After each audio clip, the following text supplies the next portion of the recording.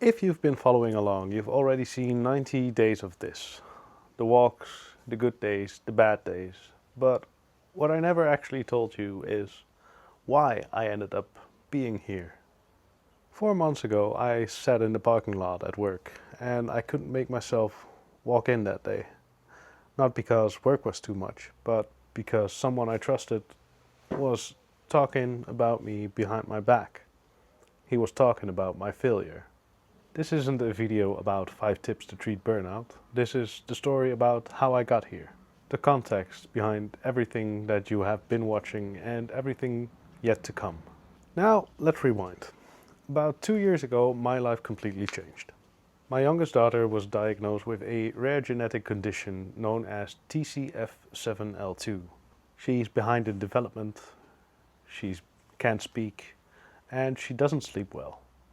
There are a lot of nights where we are up until at least 10 o'clock, still trying to get her to sleep. And if we're not right beside her, she will scream endlessly. And she can keep that up until morning, so we have to stay with her. And I am not saying this for sympathy, I am saying this because this is probably one of the reasons why I am where I am right now. 2 years of nights that don't really end, followed by a full workday as if nothing really happened. And it's not just the physical exhaustion. I have an older daughter too. There is this quiet worry in the back of my head that screams and asks if we are giving her enough attention. Does she get enough of us as parents?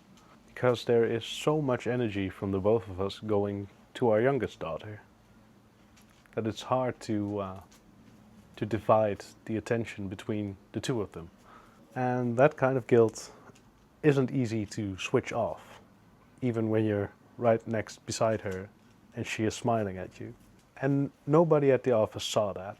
I was just Pim, the developer, the fixer of your problems. But at home, I had barely any time to recover before the next day started all over again. And I'd already been exhausted for 2 years, and not the I didn't sleep really well kind, just the I didn't wake up rested kind.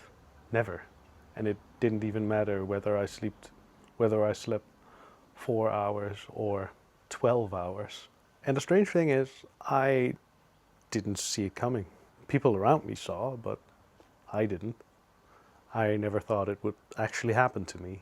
And it kind of crept in. It were small steps.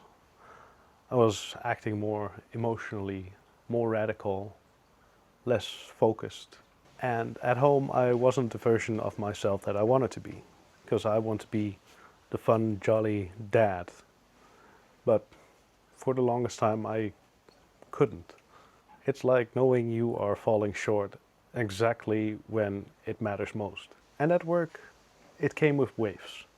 Some weeks were perfectly fine, and other weeks I couldn't focus at all, and I started lacking. And none of my colleagues saw anything or noticed anything, just my boss. He started asking questions whether I'm all right and how are you at home? How's everything at home? How's your wife? How are your children? Is everything fine? Do you want to talk about it? And I figured this was normal. I mean, everyone has a rough patch every now and again. So I didn't treat it as a big thing. And here's the thing, looking back at work to that one moment, it wasn't the real thing that caused it all.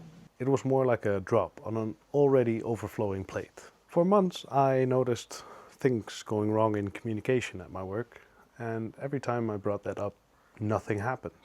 Then weeks later, someone else would bring it up, and suddenly it was priority number one. And that was the pattern that was building at work. I got the feeling that I didn't really matter. And then I found out that a colleague, our lead developer, someone who I'm actually really good with, was gossiping behind my back about my bad performance. And he wasn't saying it to me. No, he was talking about it with everybody else. And On its own, it probably wouldn't have broken me, but it landed on top of being ignored for months. And that's the thing that actually broke me. So I made an appointment with my general practitioner, and he didn't hesitate for a second. He said, "You are burned out," almost as soon as I entered the room. His advice was not to call in sick immediately, but to just take it easy, see how it goes. So I completely ignored his advice. I called in sick the next day, and after some thoughts, I think I made the right choice. And here's the strange part, because in the first period after calling in sick, I was starting to feel good, better than I felt in months. It was like a weight got lifted off my shoulders. I think a lot of people see burnout as a big, sudden collapse. But for me, it went the other way. It was relief first, and the crash came later. After about 2 months of doing nothing, I got pretty restless. I wanted to do stuff because I am not good at doing nothing. So I gave myself a challenge. I was gonna walk 5 kilometers every day, and that daily walk has since become an anchor point in my daily schedule. And that's exactly the reason why you'll see me doing it in the next couple of weeks, day after day. So, where does that leave me now? Honestly, a lot more tired than in the first period. And I am digging into the why, because I'm going to be taking blood tests, I'm going to see a psychologist, and I'm going to have conversations about things I never spoke about out loud. And that's going to be its own video, because it deserves more attention than just a few sentences at the end of this one. And what matters for this video is this.